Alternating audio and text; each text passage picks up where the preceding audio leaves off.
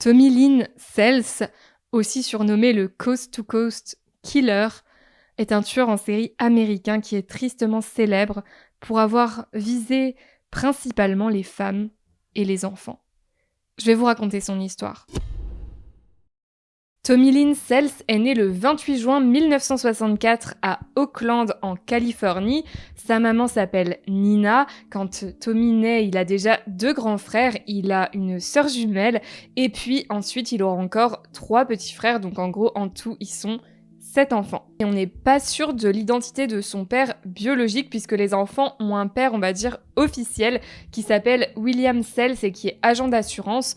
Mais il semblerait que cet homme ait en fait fait un deal avec le véritable père des enfants qui serait un homme du nom de Joey Lovins. Et en fait, Joey Lovins aurait aidé William Sells à un moment de sa vie où il était en galère financière et en échange, il aurait demandé à William Sells de reconnaître ses enfants afin de pouvoir les faire bénéficier d'une très bonne mutuelle grâce à son travail. Donc en fait, le père de Tommy serait ce fameux Joey Lovins, un homme qui est décédé alors que Tommy n'avait que 11 ans. Mais ce n'est pas le seul drame dans la vie de Tommy, puisqu'alors qu'il n'est âgé que de 18 mois, lui et sa sœur jumelle Tammy contractent une méningite. Alors du côté de Tommy, ça va, il a une forte fièvre, mais il s'en remet. Par contre, sa sœur jumelle décède. À la suite de cet événement, la mère de Tommy décide, pour une raison qu'on ignore, de se débarrasser de lui. Donc elle envoie Tommy chez sa sœur, donc la tante de Tommy, qui s'appelle Bonnie Woodall.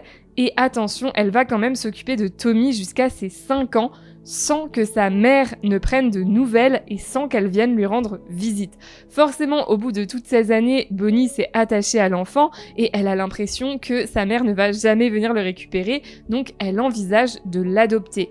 Le problème, c'est que quand Nina, la maman de Tommy, entend ça, elle est folle de rage et elle vient immédiatement récupérer Tommy. Elle lui interdira toute sa vie de reprendre contact avec sa tante. Malheureusement, Nina, c'est vraiment une très mauvaise mère, à tel point que Tommy tombe dans l'alcoolisme à 7 ans. À 7 ans, il est alcoolique. En fait, il vole dans la réserve d'alcool de son grand-père des bouteilles et puis il boit, voilà, en cachette. Enfin, pas vraiment en cachette parce que bien évidemment, ça se voit qu'il est alcoolisé. Et Nina, ça la choque pas, elle fait rien de spécial pour essayer d'empêcher ça. Au même âge, toujours à 7 ans, il fait également l'école buissonnière. Là encore, c'est hyper jeune pour manquer l'école et se retrouver tout seul dans la rue, mais là encore, Nina ne s'en émeut pas, elle ne fait rien de spécial pour que ça change, et quand on lui posera la question des années plus tard de pourquoi elle s'est comportée comme ça avec son fils, elle répond tout simplement que c'était un garçon qui n'était pas obéissant, que quand elle lui demandait de faire quelque chose, eh bien il faisait systématiquement l'inverse, alors elle a juste baissé les bras et décidé de le laisser faire tout ce qu'il voulait. Donc c'est vraiment la définition d'une mère démissionnaire. À 8 ans, Tommy fait la connaissance d'un homme adulte qui s'appelle Willis Clark et il se lie d'amitié avec lui, si on peut dire ça comme ça. En tout cas, il se met à fréquenter cet homme vraiment très souvent. Il va même dormir chez lui à de multiples reprises et là encore, Nina, ça ne la dérange pas. Elle va même encourager cette relation. Elle trouve bien que Tommy traîne avec cet homme qu'elle ne connaît pas et elle laisse son fils de 8 ans dormir chez lui. Alors Willis Clark couvre l'enfant de cadeaux, il lui donne également de l'argent et en échange, vous vous doutez bien ce qu'il se passe. Un homme ne va pas comme ça traîner avec un enfant de 8 ans sans raison. Il viole Tommy. On saura d'ailleurs des années plus tard que cet homme a été arrêté pour des faits de pédophilie sur d'autres enfants également. Et en fait, Tommy, bien évidemment, il est traumatisé par cette situation, mais il est encore plus choqué par le fait que sa mère ne fasse rien et continue à l'envoyer chez ce Willis Clark. Cette situation dure pendant des années et à 10 ans seulement, Tommy tombe dans la drogue. À 13 ans, Tommy se met à avoir un comportement encore plus déviant puisque il se met entièrement nu un jour et il se glisse discrètement dans le lit de sa grand-mère qui était en train de dormir. Sa grand-mère se réveille, elle réalise ce qui est en train de se passer, donc elle chasse immédiatement Tommy de chez elle et elle lui interdit catégoriquement de revenir. Cet événement, c'est la goutte d'eau qui fait déborder le vase pour Nina. Elle n'en peut plus de Tommy et elle décide carrément de l'abandonner. C'est-à-dire que quelques mois plus tard, elle quitte subitement la ville avec tous ses garçons, sauf Tommy. Tommy est abandonné, il se retrouve livré à lui-même à l'âge de 14 ans. Bien évidemment, il se retrouve à la rue à 14 ans, il est quasiment obligé de tomber dans la criminalité puisqu'il va devoir voler pour se nourrir et tout ça. Et il est également bien sûr SDF, donc il va mener une vie de nomade.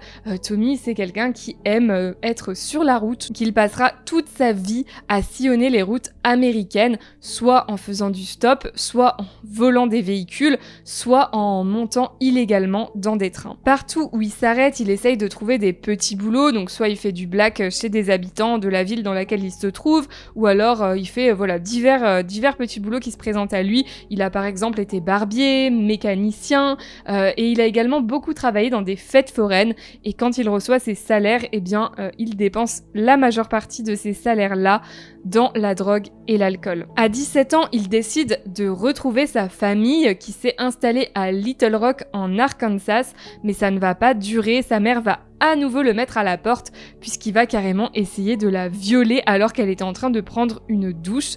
Bon, à cet âge-là, il a également déjà commencé à tuer.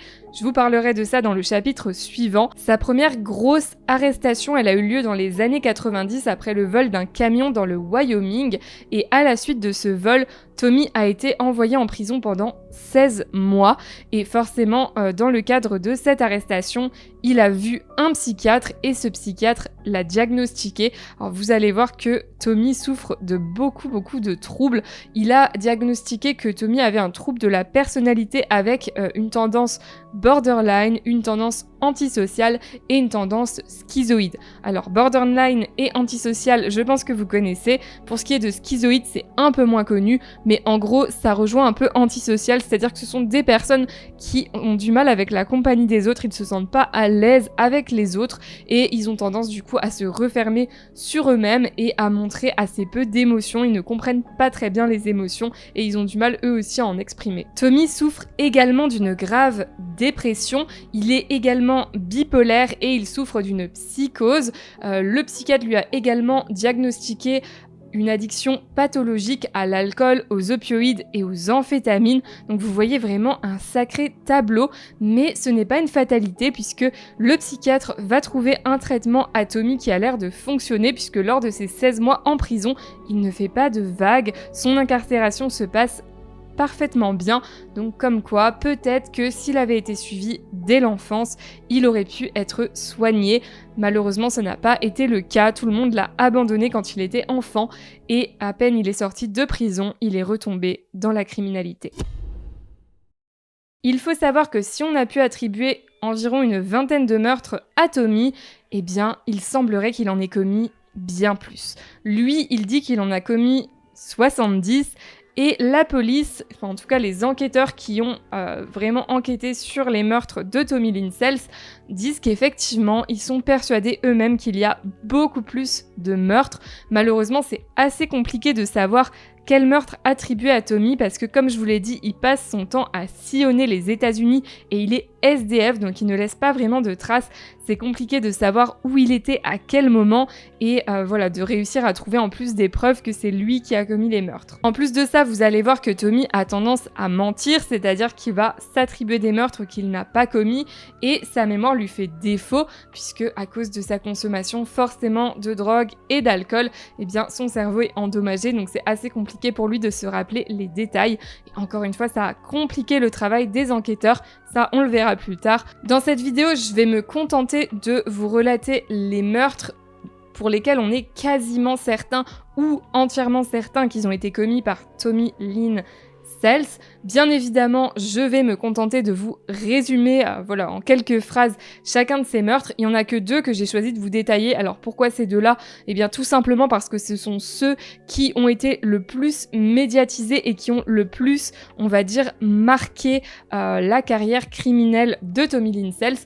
C'est les deux meurtres qui me semblaient, moi en tout cas, les plus intéressants. Mais j'ai choisi quand même de vous raconter brièvement les autres meurtres afin que vous voyez bien à quel genre d'individu on avait affaire parce que c'est intéressant. Ils s'en prenaient vraiment à tous les profils.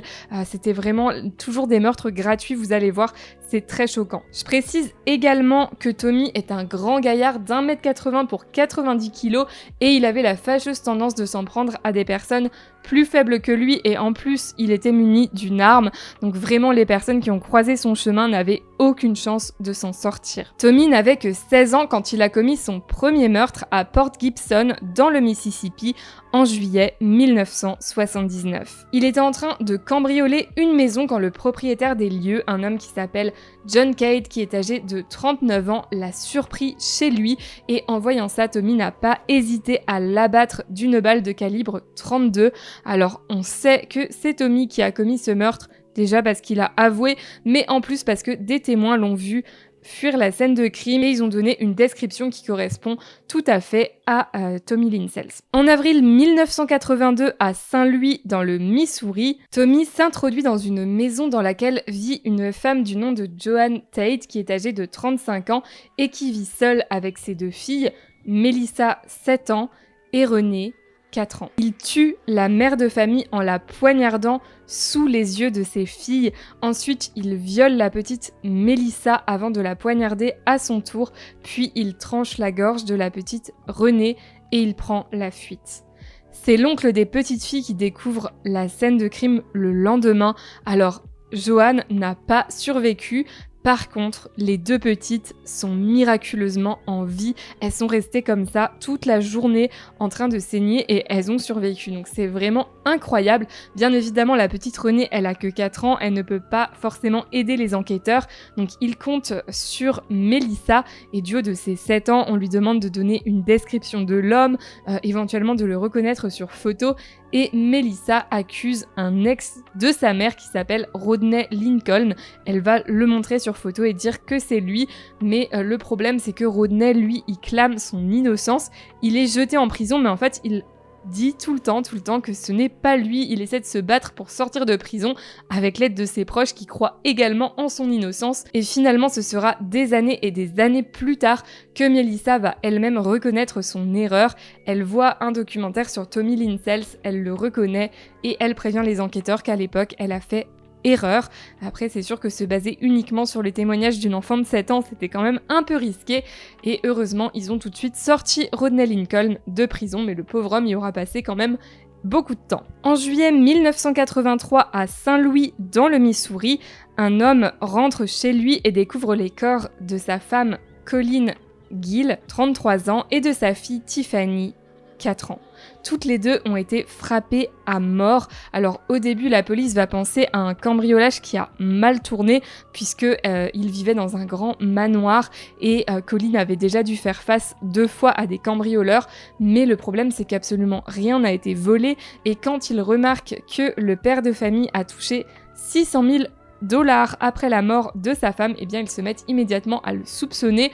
Fort heureusement, il ne va pas être arrêté pour le meurtre puisqu'il n'y a aucune preuve contre lui et qu'en plus un voisin a vu un homme fuir la scène de crime, un homme qui correspond à Tommy Lynn Sells. En plus, Tommy Lynn Sells avait de la famille à Saint-Louis dans le Missouri. Il vivait lui-même à ce moment-là à seulement 20 minutes de la maison des Gill, donc on est persuadé aujourd'hui que c'est lui qui a commis ces meurtres. En juillet 1985, Tommy travaille dans une fête foraine à Springfield dans le Missouri et il y croise la route d'Ena Court, une femme de 28 ans qui a amené son fils Rory de 4 ans à la fête foraine pour lui faire plaisir, pour passer un bon moment avec lui. Malheureusement, elle va faire le choix, selon Tommy, de proposer à Tommy de rentrer avec elle pour avoir des rapports sexuels. Donc toujours selon Tommy, ils auraient eu ces fameux rapports sexuels, et puis au matin, il aurait remarqué qu'Ena était en train de fouiller son sac à dos.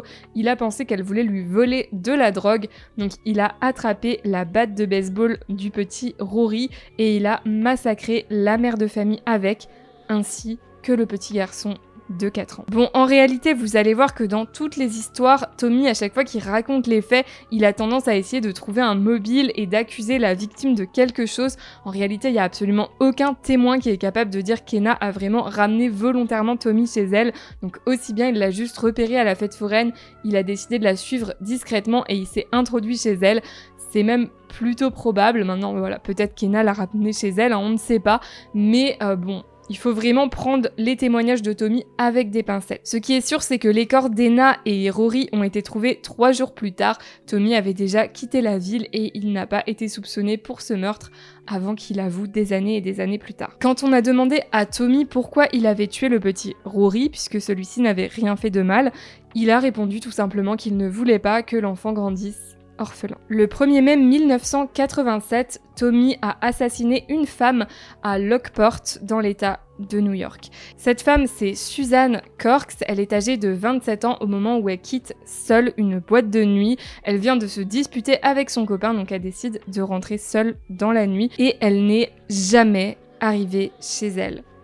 Son corps a été découvert 8 ans plus tard, non loin des chutes du Niagara, et ce n'est que 17 ans après sa disparition que Tommy a avoué ce crime. Le crime lui a été attribué parce que sa présence à Lockport a pu être prouvée et qu'en plus il a été capable de donner pas mal de détails sur le meurtre qui laisse à penser qu'effectivement c'est bien lui le coupable. Il a également été capable de reconnaître Suzanne sur photo. Par contre, on ne connaît pas du tout la façon dont Suzanne est morte, puisque vous vous doutez bien que retrouver son corps 8 ans après, au niveau de l'autopsie, c'est compliqué et Tommy n'a pas donné de détails à ce sujet. En octobre 1987, Stephanie Crowe, une jeune femme de 21 ans, disparaît. La dernière fois qu'elle a été vue, elle était dans un café de la ville de Wells, dans le Nevada.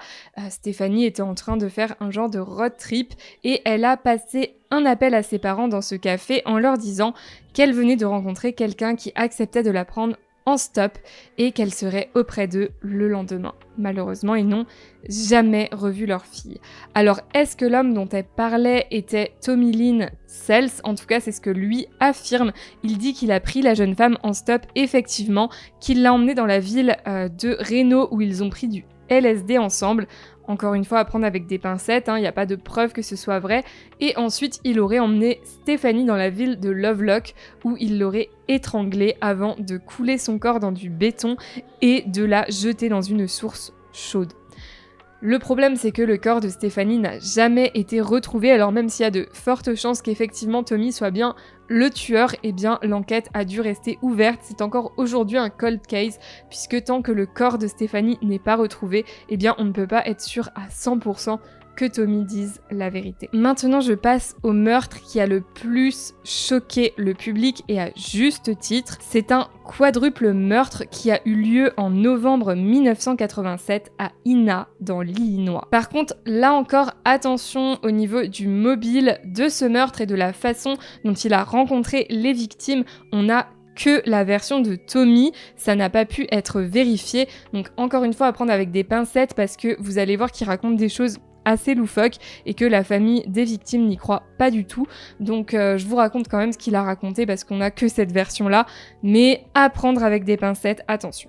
Donc ce que dit Tommy, c'est qu'il a rencontré le père de famille qui s'appelle Keith Dardine et qui est âgé de 29 ans dans une aire réservée aux routiers et Keith lui aurait alors proposé de venir dîner chez lui. Tommy accepte, il se rend donc chez Keith. Keith vit avec sa femme Hélène qui est enceinte de 7 mois et demi au moment des faits et avec son fils Peter qui n'a que 3 ans.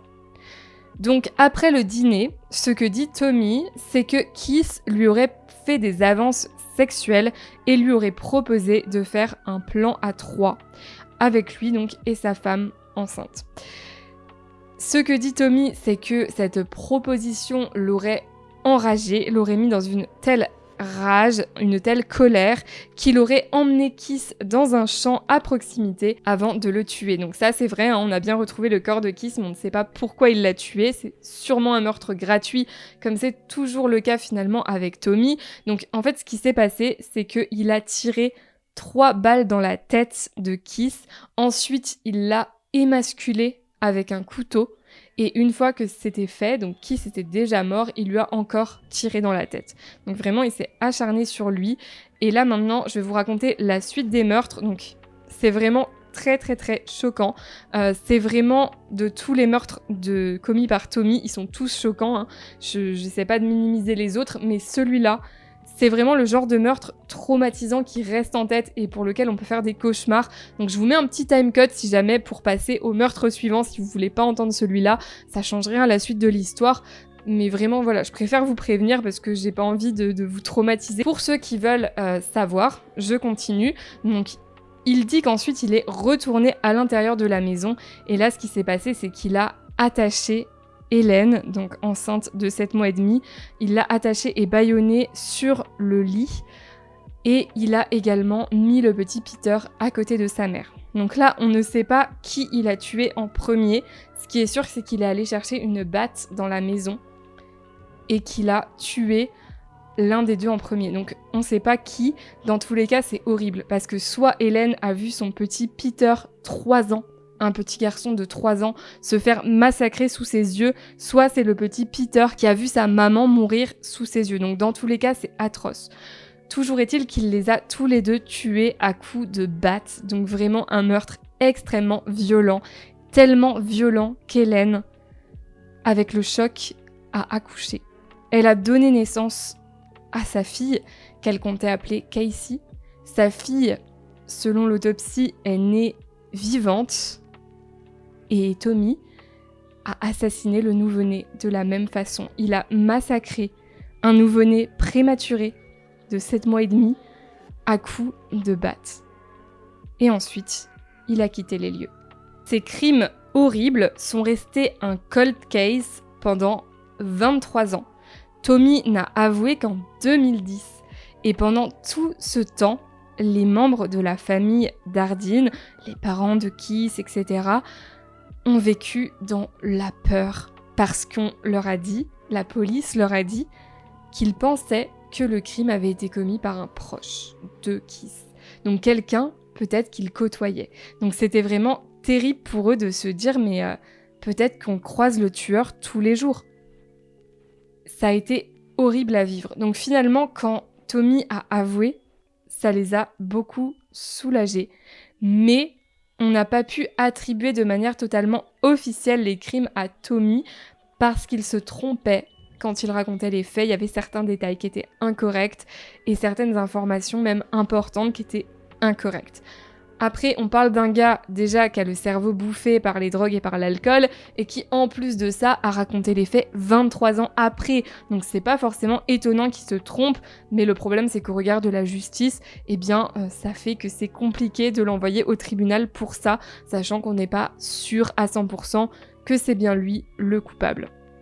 Au niveau du mobile, je précise que la famille de Keith dit qu'il n'y croit pas du tout dans le sens où Keith, déjà, il aurait jamais ramené quelqu'un qu'il ne connaît pas chez lui. Keith, c'était quelqu'un qui était parano avec les crimes. Vous voyez, il avait toujours peur qu'il lui arrive quelque chose, toujours peur qu'on l'assassine, qu'on lui le cambriole. Enfin bref, il avait peur de tout ce qui était criminalité à tel point qu'il venait de déménager parce que justement l'endroit où il vivait avant lui semblait trop dangereux, il y avait trop de criminalité à son goût. Donc vraiment, c'était quelque chose qui était très important pour lui. Donc pourquoi est-ce qu'il serait allé ramener dans sa maison où se trouvait sa femme enceinte et son petit garçon un mec qu'il ne connaissait pas, qu'il a rencontré comme ça sur une aire pour routier. Ça semble impossible, en tout cas selon la famille de Keith, c'est faux. Et cette histoire d'avance sexuelle, même si en soi, bon, on connaît pas forcément les délires sexuels de ses proches, on sait que Tommy a tendance à mentir, à l'écouter en fait, toutes ses victimes, c'était soit des libertins, soit des personnes qui prenaient de la drogue. Bon, ça semble plutôt tiré par les cheveux, qu'il aille ramener encore une fois un inconnu chez lui pour avoir des rapports avec lui et sa femme enceinte de 7 mois, alors que se trouve dans la maison aussi leur petit de 3 ans. Enfin, ça paraît étrange. En décembre 1988, Tommy poignarde un SDF à Tucson en Arizona. C'est un homme de 51 ans qui s'appelle Kent Lawton. On retrouve son corps enterré vite fait, à côté d'un camp pour SDF 2 jours après son meurtre, et Tommy dira plus tard qu'il l'a assassiné et que c'était un règlement de compte parce que cet homme lui devait de l'argent pour de la drogue. Le 9 décembre 1991, on est encore sur un meurtre digne d'un film d'horreur puisque Tommy défonce la porte d'un logement à coups de pied et s'introduit à l'intérieur. Ici vivent Teresa Hall, 25 ans, et sa fille de 5 ans, Tiffany. Teresa et Tiffany n'ont même pas le temps de comprendre ce qui se passe que Tommy éclate une table en bois, il attrape le pied de la table et il frappe Teresa et Tiffany à mort avec ce pied de table. Encore une fois, un meurtre totalement gratuit. Là, pour celui-là, il a même pas essayé de trouver un mobile. C'était vraiment gratuit de chez gratuit. Teresa revenait tout juste d'une parade de Noël avec sa fille. Elle avait hyper hâte de passer Noël avec elle et à la place, leurs corps ensanglantés sont retrouvés par un membre de leur famille. Alors, c'est une autre personne qui a été accusée du crime à l'époque, ou en tout cas soupçonnée du crime, un autre tueur en série qui s'appelle Andrel Maturino Resentis, mais Tommy Linsels a avoué plus tard, et même s'il n'a jamais été inculpé pour ce meurtre, il en reste le suspect numéro 1. Je vais maintenant vous parler d'une victime plus en détail. Je vous ai dit que j'avais choisi 2 crimes que j'allais vous détailler, et là on arrive sur le premier. Il s'agit de l'agression de Fabienne Witherspoon, une jeune fille de 19 ans. Fabienne, à cette époque, est en couple avec un jeune militaire qu'elle a rencontré sur une base militaire, puisque son père à elle est également militaire, et du coup, Fabienne a beaucoup voyagé dans sa vie. Elle a toujours vécu sur des bases militaires. Elle a été au lycée en Allemagne, c'est là-bas qu'elle a obtenu son bac avant de revenir aux États-Unis avec sa famille. Et du coup, c'est une jeune femme qui est assez déconnectée de la réalité, puisque finalement, elle a passé sa vie dans des bases militaires. Donc, elle n'a jamais vécu dans un quartier normal. Elle n'a jamais eu des voisins, on va dire, classiques. Elle a côtoyé quasiment que des militaires toute sa vie. Mais depuis qu'elle est en couple avec son copain, elle a envie que ça change, elle a envie de se poser, elle a envie d'avoir une vie normale, de trouver un logement avec son copain, etc. Donc étant donné qu'il a de la famille à Charleston en Virginie occidentale, c'est là-bas qu'il prévoit de s'installer. Le truc, c'est que son copain a une formation pendant assez longtemps en Alabama, donc ce qui se passe, c'est que Fabienne va vivre avec sa belle famille en attendant. Donc elle se retrouve seule avec sa belle famille. Mais sa belle-mère a un peu pitié d'elle, elle se dit que ce serait bien qu'elle ait un peu plus de liberté et d'intimité. Forcément, voilà, être avec sa belle famille, c'est pas forcément toujours très fun. Donc elle lui dit, écoute, j'ai mon patron qui a son appartement qui est vide en ce moment, il cherche quelqu'un pour s'occuper de son chat, donc éventuellement tu peux aller habiter chez lui et t'occuper de son chat. Donc Fabienne accepte, elle est toute contente, c'est un deal qui lui convient. Le 13 mai 1992, ça fait seulement un jour que Fabienne s'est installée dans le logement donc du patron de sa belle-mère, et elle n'a même pas encore défait ses valises. Pour vous dire, elle vient vraiment juste d'arriver quand elle passe une journée particulièrement bonne. Elle a un entretien d'embauche avec la marque de cosmétiques Clinique qui l'enchante. L'entretien s'est très bien passé et en plus leurs locaux sont en centre-ville, donc elle trouve ça vraiment trop cool. Forcément pour une jeune femme de 19 ans, travailler en centre-ville, c'est super. Et en plus de ça, elle pense être enceinte. Alors elle est allée faire une prise de sang dans un laboratoire. Malheureusement, la prise de sang s'avérera négative par la suite, mais sur le coup, Fabienne est vraiment persuadée d'être enceinte. Donc elle a vraiment le sourire aux lèvres et elle rentre en direction donc, de l'appartement, toute joyeuse en pensant à l'avenir radieux qui l'attend. Sur le chemin, elle doit passer par un petit passage souterrain et là, elle croise le chemin d'un homme qui tient un carton sur lequel est écrit « Je travaille en échange de nourriture ». Cet homme, c'est Tommy Linsels. Je vous rappelle encore une fois que Fabienne, c'est une jeune fille très naïve qui a passé toute sa vie sur des bases militaires. C'est le premier jour finalement de sa vraie liberté, où elle est vraiment livrée à elle-même dans une ville inconnue. Et quand elle croise Tommy avec ce carton, c'est la première fois de sa vie qu'elle voit un SDF. Donc elle ne se méfie absolument pas, au contraire, il lui fait juste de la peine et elle décide d'aller discuter un petit peu avec lui pour savoir quelle est sa situation. Donc Tommy lui explique qu'il a une femme et 3 enfants, ce qui est faux, mais il tire une photo de sa poche de 3 enfants, donc je sais pas ce sont les enfants de qui, en tout cas ce ne sont pas les siens, mais il montre cette photo à Fabienne en lui disant que ce sont ses enfants et que lui, sa femme et ses 3 enfants vivent sous un pont, donc c'est une situation qui fait encore plus de peine à Fabienne. Elle se dit je peux vraiment pas le laisser comme ça, donc elle propose à Tommy de l'accompagner jusqu'à son appartement pour qu'elle aille lui chercher un peu de nourriture, des affaires éventuellement dont il pourrait avoir besoin. Tommy l'accompagne, Fabienne, elle veut tellement bien faire que même sur le trajet, elle va aller lui acheter un journal en lui disant « Écoute, comme ça, tu vas pouvoir regarder les petites annonces, puis tu trouveras peut-être un travail qui te convient. » Et ensuite, ils arrivent devant l'appartement donc où elle loge. Elle dit à Tommy de rester dehors pendant qu'elle va chercher des affaires, mais quand je vous dis qu'elle ne se méfie pas, Tommy va carrément lui demander « Est-ce que tu vis seule ?» La question quand même un peu flippante, mais Fabienne lui répond « Oui, oui, je vis seule ». Donc vraiment, elle ne se méfiait absolument pas. Elle entre donc dans l'appartement, elle se met à fouiller les placards et à mettre toute la nourriture qu'elle n'a pas envie de garder dans un sac pour la donner à Tommy. En fait, ce qui se passe, c'est que les propriétaires des lieux lui ont préparé pas mal de nourriture, ils lui avaient fait un plein de courses. Le problème, c'est que c'est surtout de la nourriture grasse, vraiment pas saine, de la junk food comme disent les Américains, et Fabienne, c'est pas à son goût, donc elle se dit qu'elle va tout donner à Tommy, puisque de toute manière, elle ne compte pas consommer cette nourriture, donc elle met tout dans le sac, et puis en faisant ça, elle se dit « Ah mais en fait, il doit avoir soif, le pauvre, donc je vais aller lui amener un petit coca, et après, je finirai ce que j'ai à faire. » Donc elle prend un coca, elle se dirige vers la porte d'entrée, mais là, elle constate que Tommy ne l'a pas écouté, qu'il n'est pas resté devant la porte et qu'il est entré à l'intérieur du logement. Il est dans l'entrée. Donc à ce moment-là, quand même, elle se met à stresser. Elle se dit « Mince, je suis un peu angoissée, qu'est-ce qu'il fait là ?» Donc elle lui tend le coca, puis pour lui faire comprendre poliment qu'elle aimerait qu'il s'en aille, elle lui dit « Voilà, bon, la nourriture est prête, est-ce que t'as besoin d'autre chose ou est-ce que c'est bon ?» Tommy lui répond alors que sa femme a besoin, donc sa femme fictive, a besoin de sous-vêtements.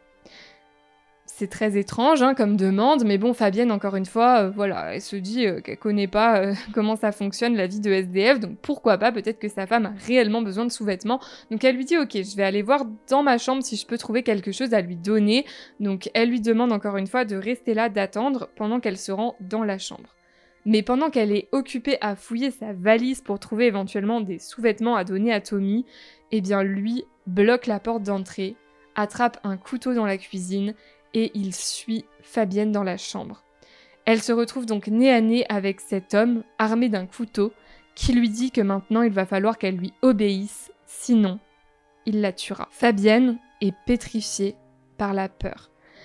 Tommy la viole à plusieurs reprises dans la chambre, puis il lui dit de se rendre dans la salle de bain pour prendre une douche, mais à peine elle a passé la porte de la salle de bain, il lui dit qu'il va la violer à nouveau.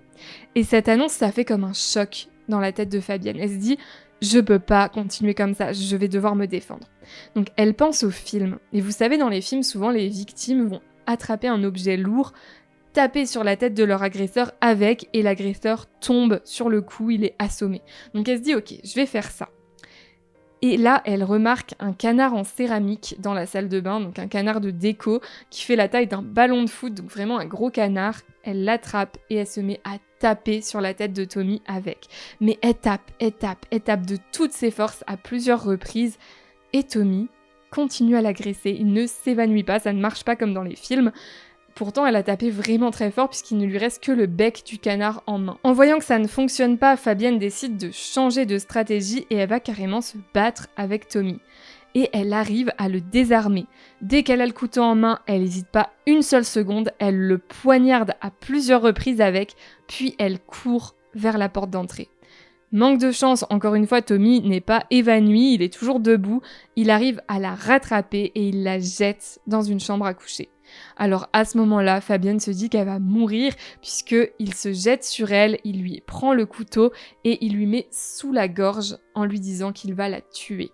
En plus de ça, Fabienne, en tombant sur le lit, elle s'est blessée assez gravement à la main, elle est en sang, enfin vraiment c'est une situation extrêmement terrifiante et elle pense vraiment que c'est la fin pour elle. Donc elle essaye tous les stratagèmes possibles, elle lui dit qu'elle est enceinte, elle lui dit que son copain ne va pas tarder à rentrer, elle lui dit que s'il lui laisse la vie sauve, elle ne dira rien, mais Tommy n'en a rien à faire, il la ligote et plutôt que de la poignarder, je sais pas pourquoi, il a choisi de ne pas la poignarder, il décide de l'étouffer.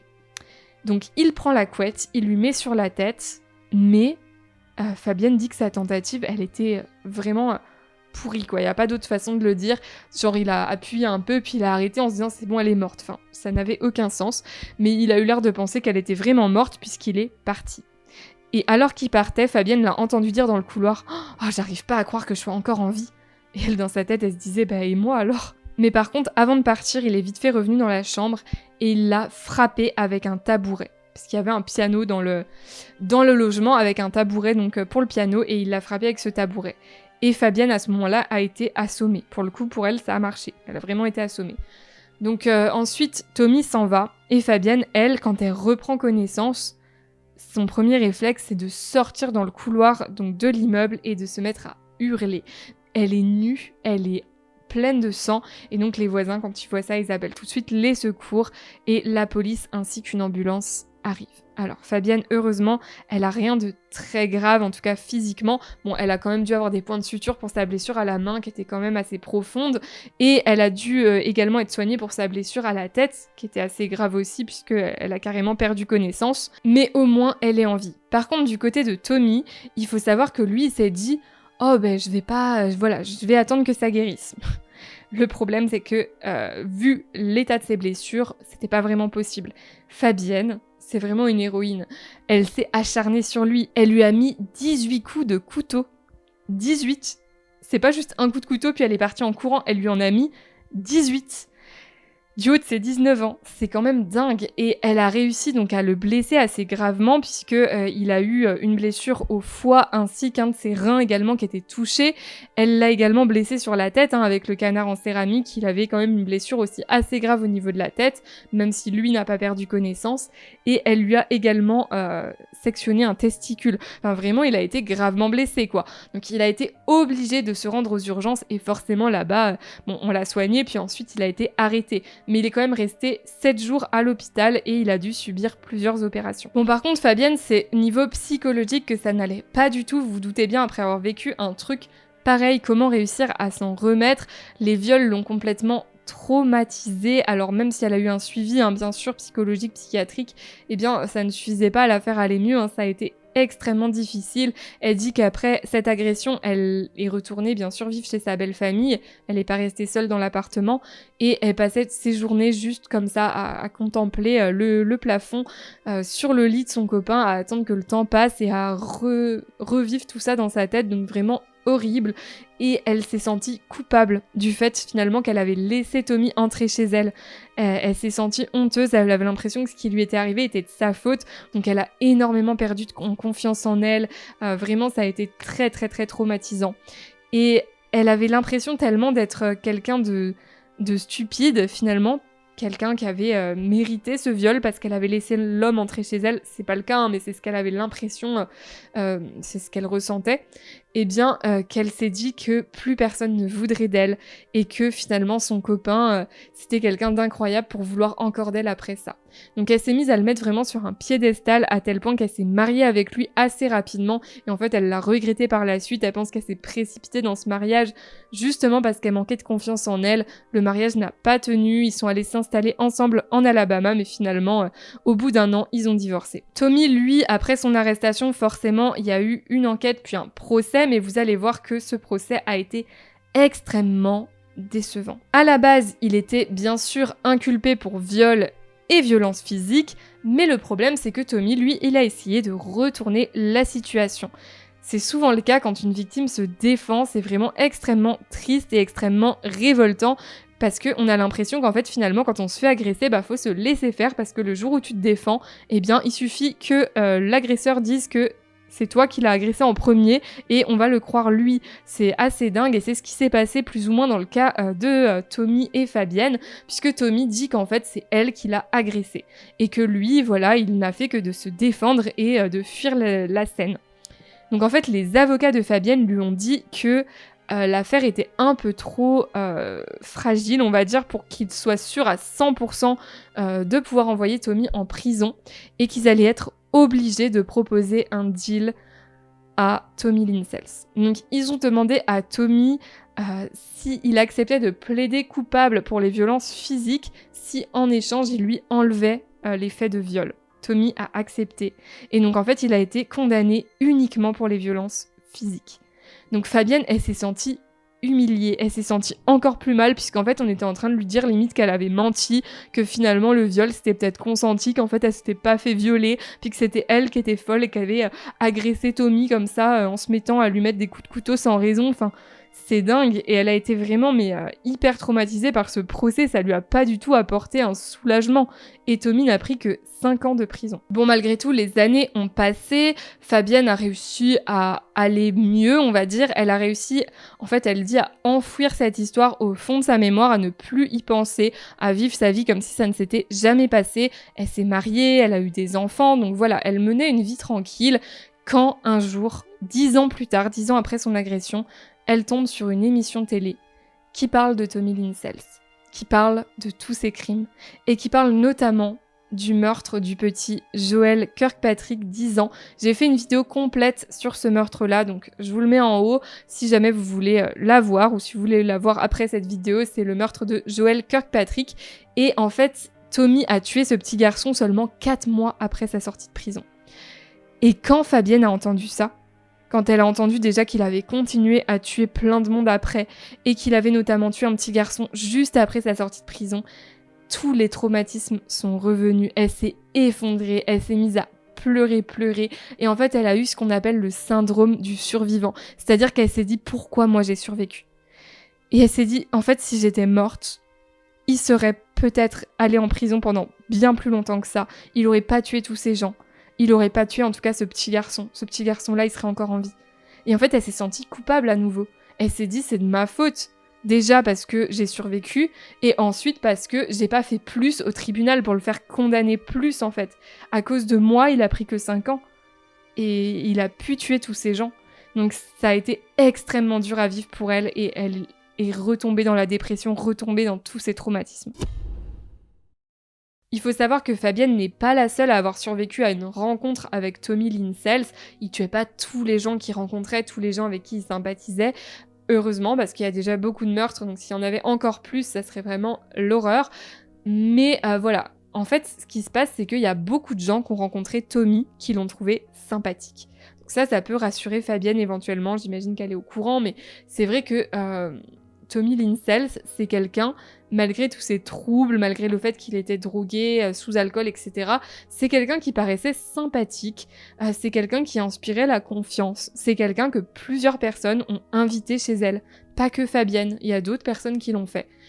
Et finalement, voilà, je sais pas ce que vous en pensez, je vous ai montré des photos depuis le début, mais je trouve que c'est pas quelqu'un qui fait peur physiquement. C'est pas quelqu'un où quand on le croise, on se dit « Oula, celui-là, je vais changer de trottoir ». Parfois, il y a des tueurs, on voit à leur visage, à leur regard qu'il y a quelque chose vraiment de flippant. Dans le cas de Tommy Lynn Sells, c'était pas le cas. Voilà, il avait un visage rond, assez jovial. C'est quelqu'un, quand vous le voyez en interview, etc., qui est assez souriant, qui est bavard. Et puis en plus, c'était un très bon manipulateur, donc il savait comment mettre les gens dans sa poche.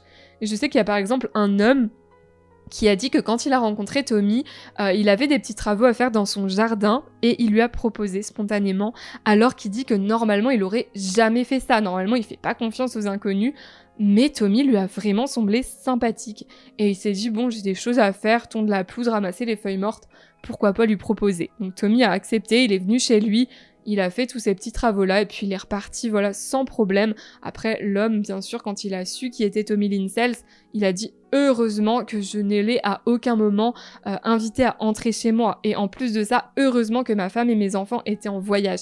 Parce que qui sait ce qui se serait passé s'il l'avait laissé entrer chez lui et qu'en plus sa famille était présente. » Mais voilà, ça s'est bien passé pour cet homme. On en revient maintenant au meurtre de Tommy, puisque vous l'aurez compris, il ne s'est pas arrêté là.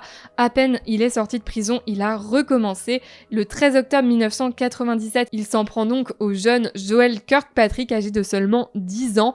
Et 2 jours après, il s'en prend à une autre petite fille, une petite de 13 ans, qui s'appelle Stephanie Mahani. Stephanie est kidnappée en pleine nuit par Tommy alors qu'elle dormait paisiblement dans son lit. Il l'emmène dans un champ où il lui injecte de la cocaïne.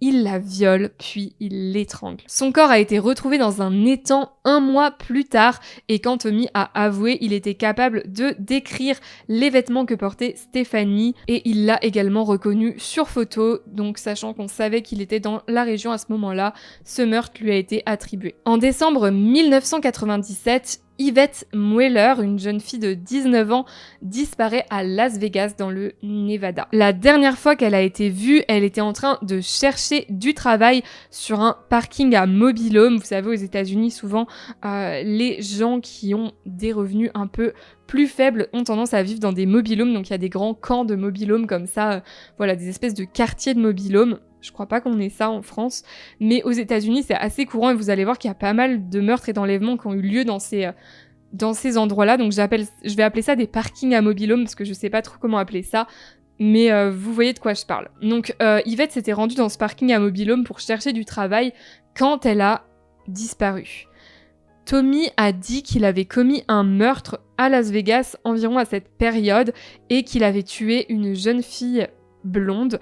Alors, il n'a pas donné énormément de détails, mais les enquêteurs, avec les détails qu'il a donnés, pensent vraiment qu'il s'agissait d'Yvette. Mais le gros problème dans cette affaire, c'est que Tommy dit qu'il a découpé le corps de la pauvre Yvette avec une hache avant de l'enterrer à côté de la Snake River, mais comme il a avoué très longtemps après, il y avait eu des glissements de terrain et donc en fait l'endroit où il a indiqué avoir enterré le corps, eh bien il ne s'y trouve plus à cause des glissements de terrain et le corps d'Yvette n'a jamais été retrouvé.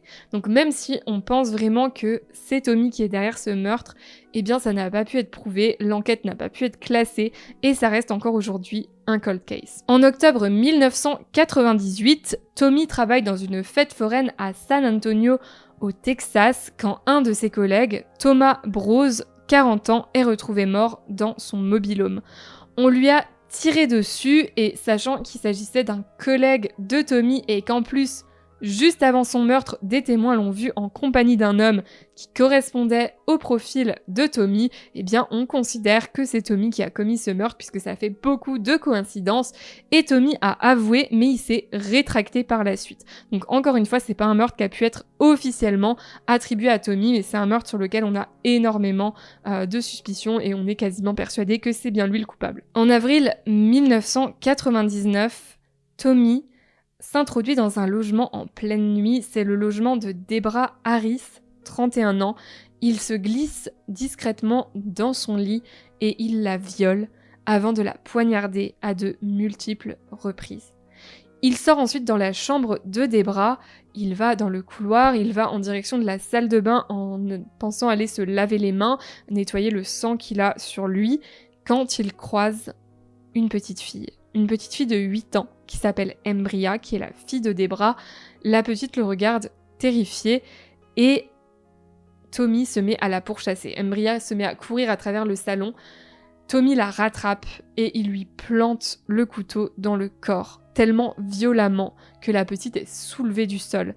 Et il la plante encore à plusieurs reprises jusqu'à ce que la petite Embria ne bouge plus et qu'il soit bien sûr qu'elle est morte. Ensuite, il croit entendre un bruit dans la chambre, donc il retourne vers le corps de Debra. Il lui plante une nouvelle fois le couteau dans le corps, et cette fois-ci, il le laisse planter là. Donc quand Debra sera retrouvée, elle a le couteau encore dans le corps. Tommy a avoué ce crime et il a donné vraiment plein de détails, notamment sur la scène de crime. Il se rappelle de tous les objets qu'il y avait dans la maison, donc on peut être sûr quasiment que c'est bien lui le tueur, même si... Encore une fois, il n'a pas été inculpé pour ce crime-là, mais on en est quasiment sûr. On arrive vraiment dans une escalade de violence de la part de Tommy. Vous allez voir qu'il se met à enchaîner les meurtres, puisque seulement 2 semaines après le meurtre de Debra et Embria, il s'en prend à une petite fille de 9 ans. Cette petite fille s'appelle Marie Perez et elle est à une fête dans les rues de San Antonio. Les rues sont décorées, il y a une fête sympathique quand elle croise la route de Tommy Linsell qui l'enlève avant de l'emmener dans un champ. Là, il la viole, il retire le t-shirt de l'enfant pour l'étrangler avec et il jette son corps dans un ruisseau où il sera retrouvé 10 jours plus tard.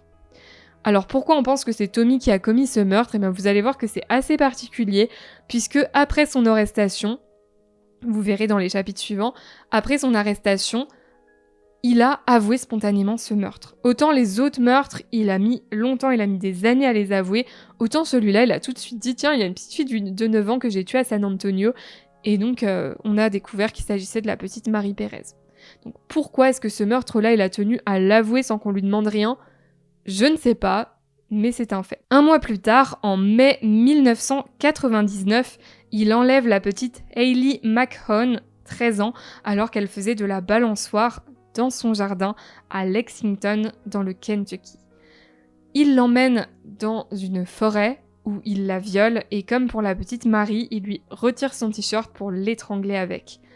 Ensuite, il recouvre le corps d'Hailey de détritus, puis il prend le vélo de la petite et il repart avec, et il vend ce vélo pour $20 avec lesquels il s'achète de l'alcool. On sait que c'est lui, parce qu'avec l'alcool qu'il a consommé avec les 20 € du vélo d'Hailey, eh bien, il s'est retrouvé tellement saoul qu'il a été arrêté par la police pour ivresse publique manifeste. Encore une fois, une petite arrestation, il est resté seulement une nuit en cellule de dégrisement, mais ça a permis de savoir qu'il était bien là au moment des faits. 2 mois plus tard, en juillet 1999, Tommy croise la route de la petite Bobby Wofford, 14 ans, qui revient des courses chargée à Kingfisher, en Oklahoma. Fait étrange, il est 4h du matin, alors qu'est-ce que Bobby faisait seule à faire des courses à 4h du matin?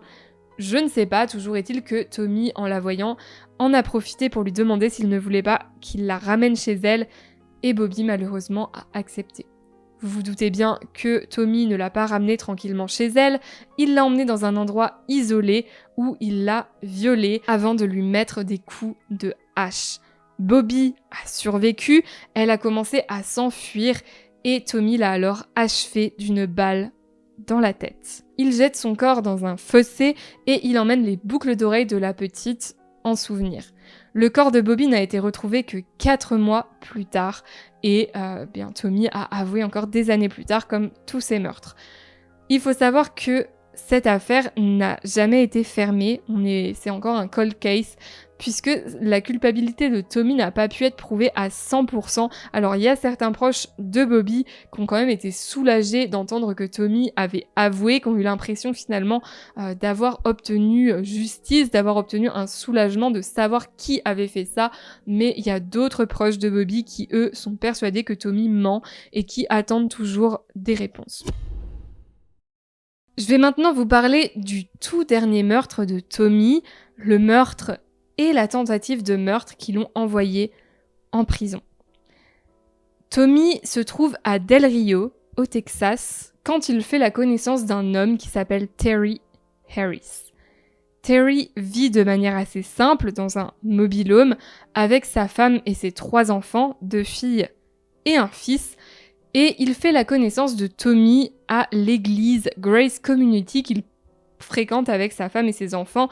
Faut savoir que c'est une famille très croyante et il sympathise avec Tommy. À cette époque-là, Tommy est en couple, il a également des problèmes d'argent et il prétend avoir besoin de se confier. Donc Terry, bien gentiment, accepte de donner des conseils conjugaux à Tommy pour essayer de l'aider dans sa vie de couple et il lui propose également de lui acheter un véhicule puisque Tommy, à cette époque, vend des véhicules d'occasion pour essayer de s'en sortir.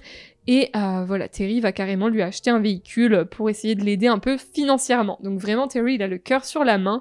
Et Tommy, à plusieurs reprises, va même venir chez lui. Donc vraiment, Terry avait confiance en lui. Le 31 décembre 1999, Terry doit s'absenter puisqu'il a des amis qui s'appellent les Searles qui déménagent. Donc ils vivaient auparavant dans le Kansas et ils viennent vivre dans le Texas, donc comme lui et sa famille. Donc Terry leur propose de les aider dans ce déménagement. Donc il doit se rendre avec les Searles dans le Kansas pour récupérer leurs affaires et les ramener au Texas. Donc à cette occasion, il part donc seul avec les Searles et sa femme qui s'appelle Crystal Harris reste elle avec les enfants. Donc elle reste avec ses 3 enfants à elle et également avec la fille des Searles qui s'appelle également Crystal et qui est âgée de 10 ans. Donc pour éviter la confusion avec les Crystal, je vais appeler la mère de famille Madame Harris, comme ça vous saurez de qui je parle, et la petite de 10 ans, on va l'appeler Crystal, donc Crystal Searles. Juste avant que Terry quitte les lieux, Tommy dit qu'il a eu une discussion avec lui parce que Terry lui devait $5,000 pour de la drogue. Donc là encore à prendre avec des pincettes, parce qu'encore une fois, écoutez Tommy, tout le monde se drogue. Donc je ne sais pas si c'est vrai, mais en tout cas apparemment il y avait une histoire d'argent, Terry lui devait de l'argent et Terry lui a dit écoute, pas de souci, je vais te rembourser, t'inquiète pas, mais juste attends mon retour, je fais ce déménagement et puis dès que je suis revenue, je te donne l'argent, t'inquiète pas. Donc Tommy se dit ok, pas de problème. Et puis ce soir-là, il décide d'aller dans un bar. Il va y passer beaucoup de temps puisqu'il y reste de 22h à 2h du matin à boire des bières. Et dans ce bar-là, il va passer son temps à draguer la serveuse. Mais quand je dis draguer, c'est plutôt du harcèlement puisque la pauvre serveuse n'arrête pas de refuser ses avances. Elle lui dit qu'elle est en couple, elle lui dit qu'elle n'est pas intéressée, mais il n'y a rien à faire. Tommy revient à la charge, il est vraiment très très lourd et il va même lui proposer d'avoir des rapports sexuels en échange d'argent, donc il lui propose carrément de se prostituer. Enfin vraiment, il va hyper loin, la serveuse elle en a hyper marre. Donc quand il part à 2h du matin, elle se dit ouf. Et je pense que si elle avait accepté, Tommy l'aurait tué. Je pense que ce soir-là, il était dans un délire où il avait envie de tuer quelqu'un et il avait jeté son dévolu sur cette serveuse. Mais comme, voilà, elle ne l'a pas suivi, qu'elle ne l'a pas écouté, eh bien, il est parti dans un autre endroit. Donc, il est allé dans un genre de brocante qui était ouvert la nuit et il s'est mis là encore à boire. Quand il a quitté le bar, la serveuse dit qu'il avait pas l'air alcoolisé. En même temps, on est sur un homme alcoolique. Donc, souvent, les alcooliques, même quand ils boivent énormément d'alcool, oui, ils sont alcoolisés, mais ça ne se voit pas forcément. Donc sûrement qu'il était quand même bourré, mais ça ne se voyait pas. Et il a par contre continué à boire encore pendant plus de 2 heures dans cette brocante. Et là-bas, il s'est mis à ruminer, il s'est mis à repenser au fait que Terry lui devait de l'argent. Et il s'est dit, ok, il faut que je fasse quelque chose, il faut que je me venge, c'est pas normal qu'il m'ait pas remboursé mon argent. Donc il repasse chez lui, il prend un couteau et il se rend chez les Harris, où donc Madame Harris se trouve seule avec 4 enfants. Quand il arrive devant le mobil-home, il est accueilli par les aboiements du chien de la famille, mais comme Tommy est venu plusieurs fois déjà leur rendre visite, eh bien le chien le connaît. Donc il a juste à lui faire une petite caresse et le chien arrête d'aboyer. Ensuite, Tommy fait le tour de la maison, il essaye plusieurs ouvertures et finalement il trouve une fenêtre entrouverte. Donc il entre par cette fenêtre et il atterrit dans la chambre du fils Harris qui s'appelle Justin. Justin est aveugle de naissance, donc il entend un bruit, il se réveille, mais il ne voit pas qui est dans sa chambre. Donc lui, il se dit tout simplement que c'est sûrement ses sœurs qui sont en train, de vouloir l'embêter ou quoi que ce soit. Donc il dit « Oh, arrêtez de venir dans ma chambre, vous m'énervez », et puis il se rendort. Tommy rentre à l'intérieur de la maison, il ne fait rien à Justin, il ouvre une seconde porte, et à l'intérieur se trouve Madame Harris, qui dort avec une de ses filles. Là encore, il ferme la porte. Visiblement, ce n'est pas eux qui l'intéressent. Il ouvre une troisième porte, et là, il est intéressé. À l'intérieur se trouve la petite Kaylin Harris, âgée de 13 ans. Donc c'est des lits superposés. Elle dort en bas, et au-dessus se trouve la petite Crystal Searles, 10 ans, donc la fille de leurs amis. Tommy se glisse dans le lit de Kaylin, sans qu'elle ne se réveille. Il se met à découper les vêtements de la petite avec la pointe de son couteau. Là encore, Kaylin ne se réveille pas à ce moment-là, il fait doucement. Et puis, il se met à la violer. Là, Kaylin se réveille, elle arrive à se dégager, elle se met debout au milieu de la chambre, elle se met à crier, elle regarde Crystal, elle lui dit « Va chercher maman, fais quelque chose !» Mais malheureusement, Tommy est plus rapide. Il court vers l'interrupteur, il allume la lumière, il bloque la porte et il poignarde Kaylin. Kaylin, en voyant ça, elle est choquée, elle dit « Tu m'as coupé !» Et là, à ce moment-là, Tommy, qui veut pas qu'elle alerte qui que ce soit en criant et en continuant à parler, se glisse derrière elle. Il lui met la main devant la bouche pour qu'elle arrête de parler, pour qu'elle ne puisse plus faire de bruit, et il lui tranche la gorge à 2 reprises. Crystal, à ce moment-là, elle est réveillée, bien évidemment. Elle voit ça. Elle voit Kaylin mourir devant ses yeux. Il lâche Kaylin, elle tombe au sol. Et Crystal dit qu'elle l'a entendu faire des bruits de gargouillis, comme si en fait elle essayait de reprendre son souffle, elle essayait de respirer, mais elle pouvait plus respirer parce que tout ce qui venait dans sa bouche c'était du sang, vraiment horrible. Et la petite Crystal, elle assiste à ça. Enfin, vraiment une scène atroce. Mais Tommy, alors que clairement Kaylin, c'est bon, si elle est pas déjà morte, ça va pas tarder, il s'est mis à continuer à s'acharner sur son corps. Il lui a mis 16 coups de couteau supplémentaires, sachant que la majorité d'entre eux étaient post-mortem, elle était déjà morte. Et c'était tellement violent que plusieurs de ces coups de couteau ont carrément transpercé entièrement le corps de Kaylin. Le couteau est ressorti de l'autre côté. Quand il a fini, il relève la tête et là, il remarque Crystal. il y a un eye contact entre les deux. Vous imaginez la peur qu'a dû ressentir Crystal. Elle lui dit ne me faites rien, vous inquiétez pas, je dirai rien, etc.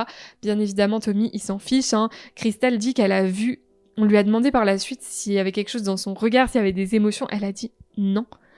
Il avait un regard vide, comme si ce qu'il venait de faire était normal. Genre, elle, évidemment, elle était complètement traumatisée par ce qu'elle venait de voir. Et lui, il venait de tuer une enfant et il était normal. Il avait 0 émotion.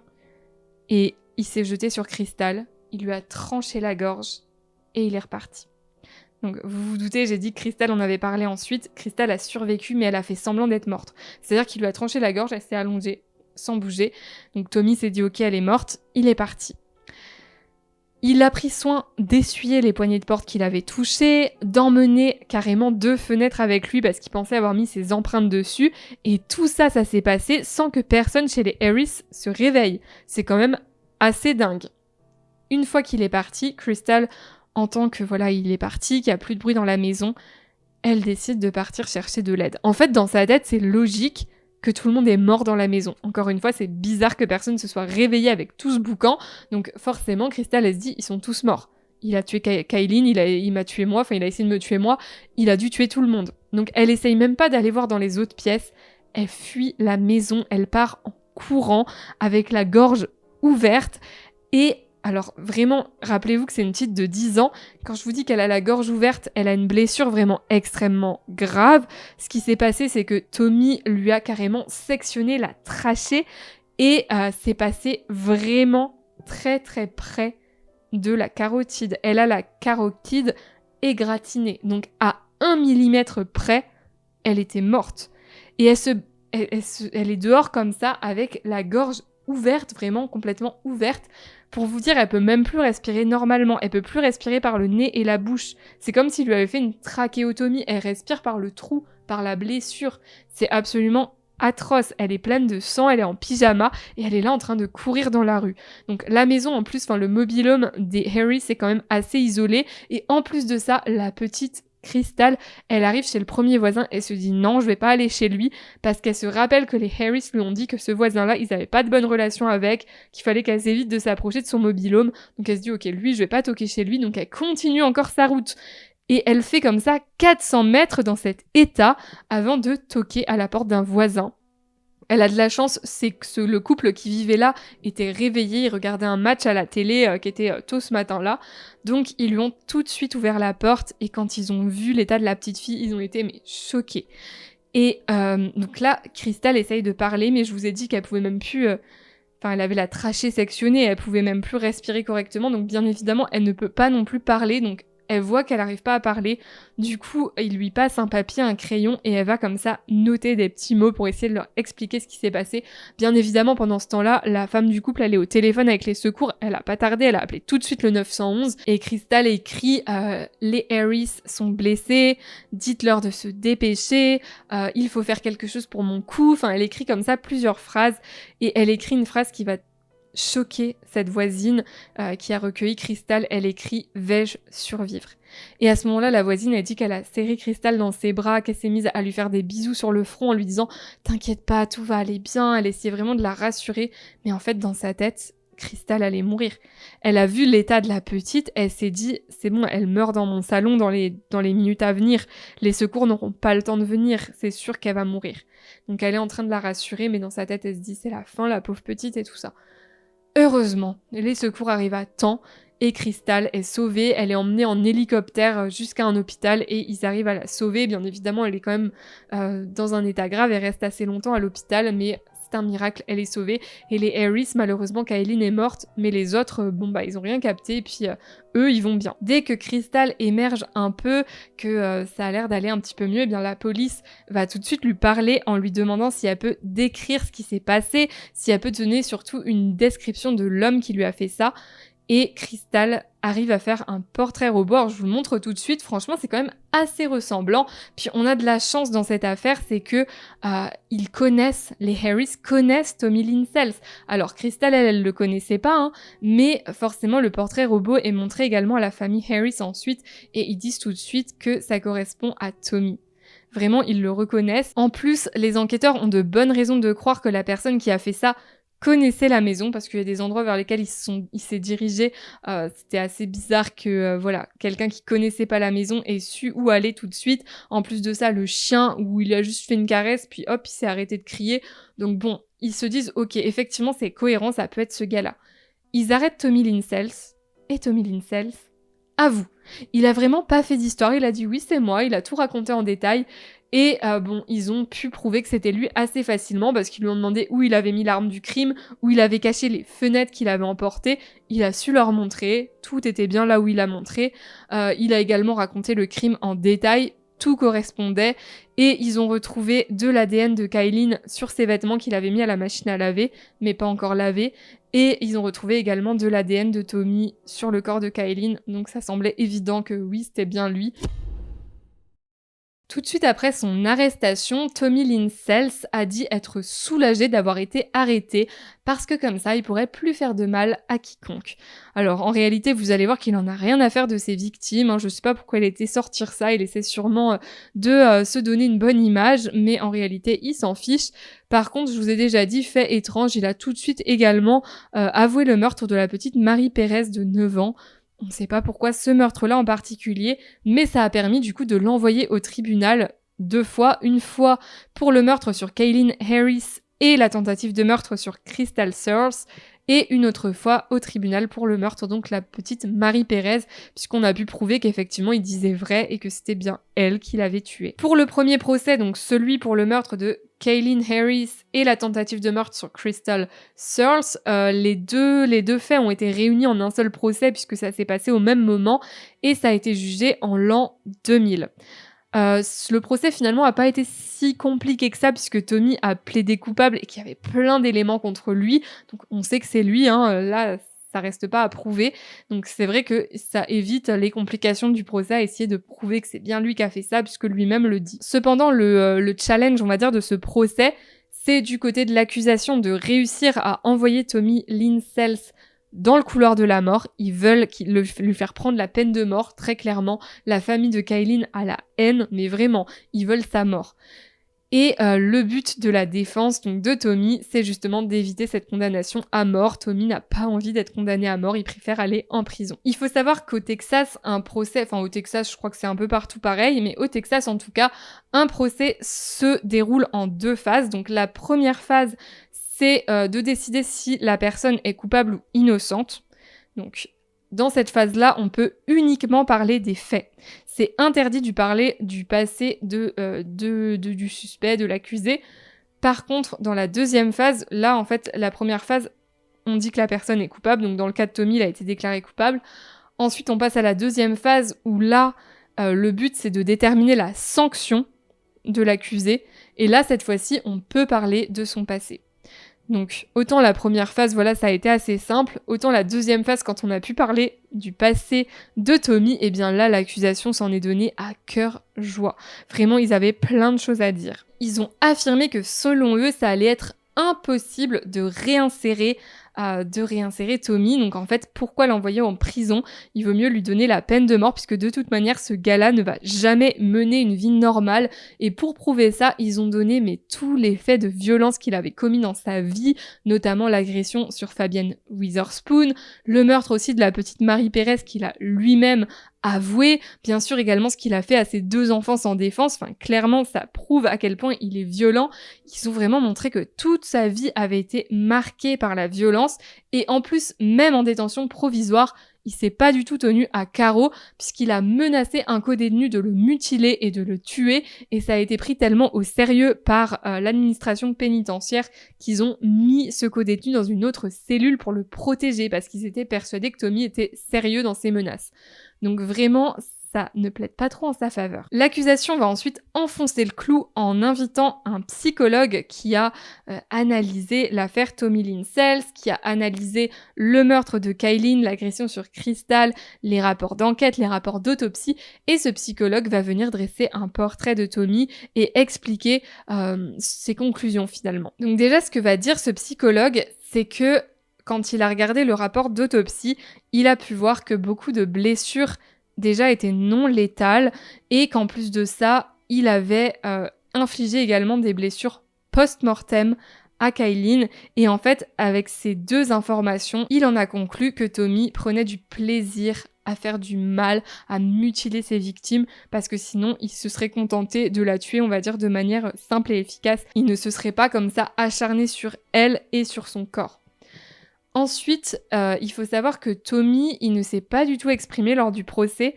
Par contre, ils ont diffusé une vidéo de lui, puisqu'en fait, ils ont amené Tommy sur les lieux du crime pour qu'il raconte en détail ce qui s'était passé et qu'il fasse un genre de reconstitution. Donc il a montré la fenêtre par laquelle il était entré, etc. Et tout ça a été filmé. Et la vidéo a été diffusée lors du procès. Le psychologue lui aussi a vu cette vidéo. Et en fait, sur cette vidéo, Tommy, il a une attitude désinvolte. Il a l'air vraiment de s'en fiche de ce qu'il a fait. Il est pas là à avoir l'air d'avoir des remords ou à se sentir gêné d'être là ou quelque chose. Non, il raconte les choses de manière tout à fait normale. Et le psychologue, en voyant cette vidéo, il a dit que ça se voyait que Tommy, c'était quelqu'un qui avait une totale indifférence face à la mort et qui ne ressentait aucune émotion. Il a également déterminé que Tommy avait une personnalité antisociale et qu'il était très manipulateur. Ça, on l'avait déjà vu avant, il y avait un autre psychologue qui avait dit la même chose. Donc ça ressort à nouveau. Il est également inquiet et persuadé que Tommy ne peut pas être réinséré parce qu'il n'a exprimé absolument aucun remords quant à ce qu'il a fait à Kaylin et à la petite Crystal. Et en plus de ça, il a dit que on peut prévoir un petit peu quelque part le futur d'une personne en analysant son passé et que lui, tout ce qu'il a vu dans le passé de Tommy, c'est une escalade dans la violence. Donc il est persuadé qu'il ne s'arrêtera jamais. Pour finir d'achever Tommy, comme si ça ne suffisait pas, eh bien, ils ont invité la petite Crystal à s'exprimer. Crystal, elle a été super forte. Elle a regardé Tommy droit dans les yeux. Elle a donné un témoignage vraiment poignant et elle a dit qu'elle voulait le voir mort. Donc vraiment, ça a eu un gros impact sur les jurés. Du côté de la défense, les avocats de Tommy ont essayé de le défendre en prouvant que Tommy n'avait pas prémédité ses crimes. Ils ont dit que finalement, quand Tommy est entré chez les Harris, il ne savait pas ce qu'il allait faire et que finalement, le meurtre de Kaylin, ça a été un genre de pulsion ou quelque chose, mais que c'était pas prémédité. Bon, ça a pas trop fonctionné, ça a pas trop convaincu dans le sens où, comme par hasard, il a choisi le jour où Terry était absent pour s'introduire dans la maison. Il vient avec un couteau, il ouvre toutes les chambres, il choisit pile celle de Kaylin. Bon, ça paraît assez invraisemblable qu'il ne savait pas ce qu'il allait faire en arrivant. Surtout qu'il avait dragué la serveuse avant, donc il était dans un délire un peu sexuel. Il a dû se dire, tiens, la petite Kaylin, son père n'est pas là, je vais aller l'agresser. Je pense en tout cas que c'était ça dans sa tête. Et c'est ce que pense également l'accusation. Finalement, il n'a fallu que 2 heures de délibération au juré pour déterminer que Tommy Lynn Sells méritait la peine de mort. Pour ce qui est du procès de la petite Marie Perez, donc au moment où son procès a eu lieu, il avait déjà été condamné à mort et du coup pour le meurtre de Marie Perez, il a fait un marché avec la justice. Il acceptait de plaider coupable et en échange, on ne lui mettait pas la peine de mort. Donc il a écopé d'une peine de prison à vie. Mais bon, il était déjà condamné à mort, donc au final, ça n'a rien changé. Suite à sa condamnation à mort, Tommy s'est mis à avouer tout un tas de meurtres. Donc les meurtres dont je vous ai déjà parlé dans cette vidéo, d'autres aussi. Enfin voilà, il s'est mis vraiment à débiter, à sortir, j'ai tué quelqu'un, etc. à tel endroit. Mais à chaque fois, il dit les choses de manière assez vague. Il va commencer sa confession en disant par exemple « Oh, j'ai poignardé un gars au Texas, je crois que c'était dans les années 90. » Et forcément, bon, les enquêteurs, il faut qu'ils le pressent de questions ensuite. C'est un vrai casse-tête, cette enquête. Vraiment, les policiers, ça a dû être horrible pour eux, ça a dû être hyper chiant de démêler le vrai du faux, de trouver de qui Tommy parlait à chaque fois. Fallait qu'il récupère les cold cases de l'endroit où Tommy disait avoir tué quelqu'un, qu'il voit ce qui correspondait à peu près, parce que Tommy, il donnait pas les détails spontanément. Fallait vraiment qu'il lui pose plein de questions. Donc par exemple, il allait dire... Moi, j'ai poignardé un gars au Texas, ils allaient devoir lui dire à quoi il ressemblait, quand est-ce que c'était, etc. Et en plus, je vous ai déjà dit que la mémoire de Tommy lui fait défaut. Il prend de la drogue, de l'alcool. En plus, c'est des choses qui se sont passées parfois il y a 20 ans. Enfin, ça s'est passé il y a très longtemps. Donc forcément, il se rappelle pas forcément de tous les détails. vraiment un casse-tête, c'est pour ça qu'il y a qu'un certain nombre de meurtres qui ont pu lui être attribués, et en plus de ça, il invente des meurtres. Pour vous donner un exemple, à un moment donné, il a dit qu'il avait tué un homme noir à Chicago avant de jeter son corps dans une benne à ordures, donc il a vraiment donné plein de détails sur ce crime, il a donné la rue même où il disait que ça s'était passé, mais en fait, il n'y a jamais eu de crime à cet endroit-là, il n'y a pas d'homme noir qui a disparu ou quoi que ce soit, donc la police en a conclu qu'il avait inventé ce crime qui n'avait jamais eu lieu. Et il a fait ça pour plusieurs crimes, il en a inventé. Et même quand il s'attribuait des crimes qui avaient réellement eu lieu, comme je vous l'ai déjà dit, parfois il se trompait ou il n'était pas capable de donner les détails, donc c'était pas possible de lui attribuer, puisque quelle preuve qu'il a vraiment commis ce crime. Donc là, à ce stade, vous devez avoir 2 questions importantes, je pense. Et la première, c'est pourquoi est-ce qu'il s'est mis à tout avouer comme ça et pourquoi il mentait? Eh bien, si Tommy, lui, a affirmé que s'il avait avoué, c'était pour soulager sa conscience et aider la police, en réalité, ce que les enquêteurs pensent, c'est qu'il essayait d'obtenir des faveurs. Il essayait, par exemple, qu'on le sorte de prison, pour aller faire des reconstitutions, etc. Il espérait peut-être être jugé pour d'autres crimes dans un autre état, pour peut-être ainsi être emprisonné ailleurs, parce qu'il n'aimait pas du tout les conditions de détention au Texas. C'est un état qui est connu pour être très strict avec ses prisonniers. Donc Tommy a fait part à plusieurs reprises du fait qu'il aurait aimé être incarcéré ailleurs. Donc le fait d'avouer des crimes dans d'autres régions, dans d'autres états des États-Unis, ça le faisait espérer qu'il y ait un autre procès, qu'il puisse aller ailleurs. Et en plus de ça, ça pouvait retarder aussi la date de son exécution, puisque tant qu'il donnait des informations utiles à la justice, c'était peut-être mieux de pas l'exécuter tout de suite pour pouvoir résoudre des affaires. Autre question importante que je me suis moi-même posée et que vous avez dû vous poser également, c'est pourquoi est-ce qu'il n'a pas été inculpé et jugé pour d'autres crimes?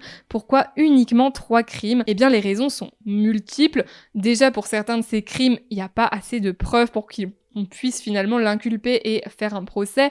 Par exemple, parce que le corps n'a pas été retrouvé, donc on n'a pas la preuve formelle que c'est bien lui qui a assassiné la personne, puisqu'il a beau indiquer « je l'ai enterré à tel endroit ». On n'a pas retrouvé le corps. Parfois, ça va être aussi juste qu'il s'est trompé dans des détails. Par exemple, en ce qui concerne la famille Dardine, il s'est trompé, il y a plein de choses qui correspondaient pas, donc finalement, on s'est dit, est-ce que son témoignage est véridique? Il y avait encore une fois pas assez d'éléments pour l'envoyer au tribunal. Et puis parfois, c'est aussi tout simplement une décision stratégique de la justice de ne pas aller s'embêter à refaire un procès alors qu'il est déjà condamné à mort. Ça changerait rien, parce que finalement, peu importe la condamnation qu'il aurait, il va être exécuté, donc pourquoi lui rajouter des condamnations? Pourquoi le renvoyer au tribunal? Ça va coûter de l'argent à la justice, ça va prendre du temps, et en plus de ça, il y a un risque que finalement ça entrave la justice du Texas.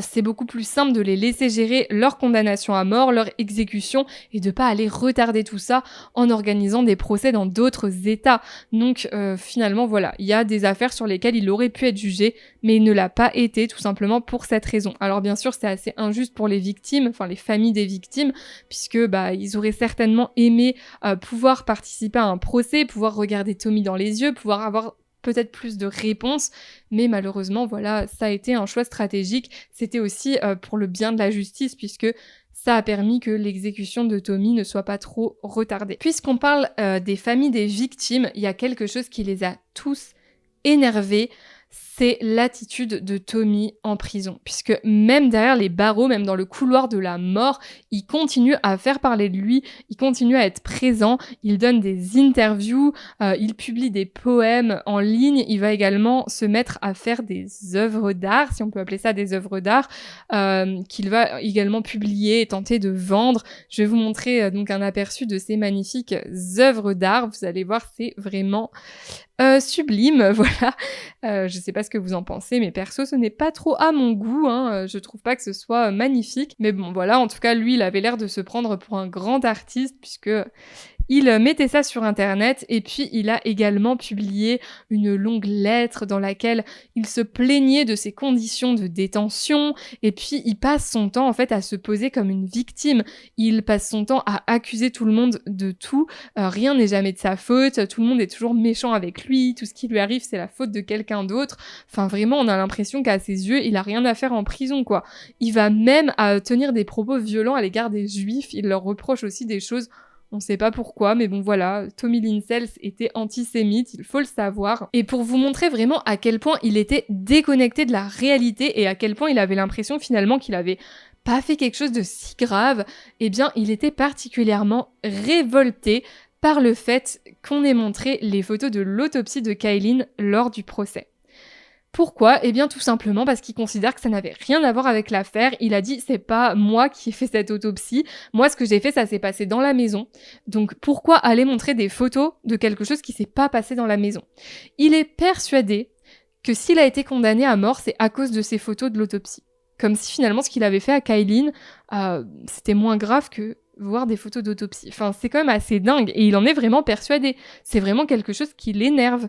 C'est assez fou. Quant à ses avocats, ils ont essayé jusqu'à son exécution de la faire annuler ou en tout cas de la faire geler parce qu'ils avaient peur que le pauvre petit Tommy Lynn Sells souffre au moment de l'injection létale. Le pauvre. C'est vrai que lui, il a jamais fait souffrir personne. Le pauvre avait peur d'avoir mal. En fait, ce qui se passe, c'est qu'ils ont demandé à avoir la composition de ce qui allait lui être injecté. Ça leur a été refusé. Ils ont demandé d'avoir au moins le nom du fournisseur. Ça leur a été refusé. Et donc, ils se sont mis dans la tête que ce qui se passait, c'est qu'il y avait une espèce de théorie du complot contre Tommy Lynn Sells et qu'on voulait le faire souffrir volontairement. Donc, que si on leur donnait pas la composition de ce qui allait lui être injecté, c'était tout simplement parce que pour Tommy, ils allaient mettre quelque chose de douloureux. Au final, son exécution a bien eu lieu. La tentative des avocats a été vaine. Et donc, Tommy a été exécuté le 3 avril 1994. Il n'a pas eu le droit au fameux dernier repas du condamné. Moi, je croyais que c'était quelque chose qui se faisait tout le temps aux États-Unis, mais en fait pas du tout. En 2014 au Texas, c'est quelque chose qui avait été arrêté, donc ça ne se faisait plus. Et finalement, on lui a servi le plat qui était servi au réfectoire ce jour-là, donc un plat classique. Et ensuite, Tommy donc s'est rendu dans la salle d'exécution. Donc on peut assister aux exécutions. Donc Crystal Searles, la famille Harris et la famille de la petite Marie Perez ont tous assisté à l'exécution. Ils voulaient tous le voir mourir. Et finalement, en fait, avec tout le foin qu'il avait fait autour de cette injection létale, ils ont été un peu surpris parce qu'ils s'attendaient à le voir souffrir, mais pas du tout. Ils ont dit, le père de Kaylin, donc Terry Harris, a dit qu'il a eu l'impression qu'il faisait une petite sieste, quoi. C'est-à-dire qu'il a fermé les yeux, il s'est mis à ronfler, puis il est mort. Il est mort quelques minutes plus tard. D'ailleurs, en parlant de Terry Harris, il a été vraiment trop content de voir Tommy mourir. Vraiment, il a dit que pour lui, c'était une belle journée et il avait même prévu du champagne pour fêter ça.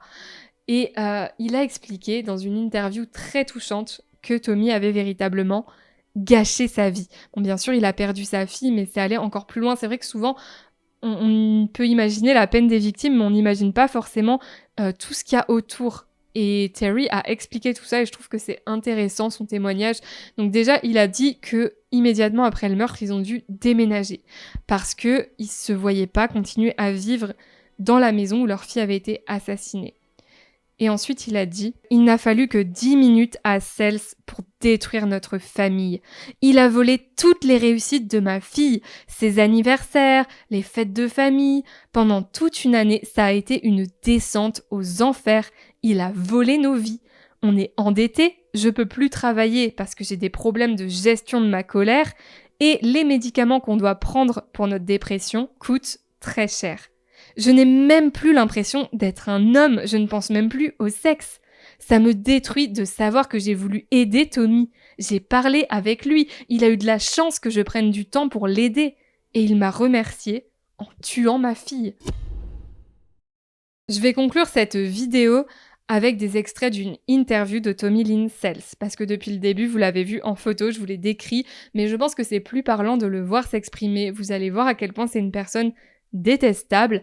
Et il faut savoir qu'il a donné une dernière interview avant son exécution, quelque temps avant. Et dans cette interview, il est quand même allé dire que, il trouvait que c'était normal qu'il veuille pas donner le mobile de ses meurtres parce qu'il avait déjà aidé assez comme ça la police et qu'il voyait pas pourquoi il devrait plus en faire. Il a également dit qu'il voyait pas pourquoi il devrait s'excuser ou dire qu'il avait des remords ou quoi que ce soit, parce que de toute façon, même s'il le faisait, ça serait mal pris. Et quand on lui a demandé ce qu'il pensait qu'il allait lui arriver après son exécution, il a dit bah, je pense que j'irai au paradis, hein. C'est pas parce que la société m'a jugé que Dieu va penser pareil. The first time I did a shot of dope, it was the best feeling I ever had in my life. And the first time I killed somebody, it was such a rush. And it was just like that shot of dope. Every time I did it, it was that rush again. I am hatred. When you look at me, you look at hate. When you look at me, you know what hate is. 'Cause I don't know what love is. Two words I don't like to use is love and sorry. And I like to watch the eyes fade, the pupil fade. What do you like about that? It's just like setting their soul free. You also killed children. Some get killed, yes. Now, why would that happen? I didn't want them to live through the pain I lived through. So what if I called you something that you didn't like? And you'd think about killing me? Well, if we was in a fight and, get your head down in the concrete, then, What happens when my head goes down to the concrete? well, what do you think happens? It cracks like a coconut. And then what happens? You die. C'est tout pour cette affaire, je vous retrouve dans les commentaires, n'hésitez pas à liker la vidéo si vous l'avez appréciée et à vous abonner pour ne pas manquer mes prochaines affaires.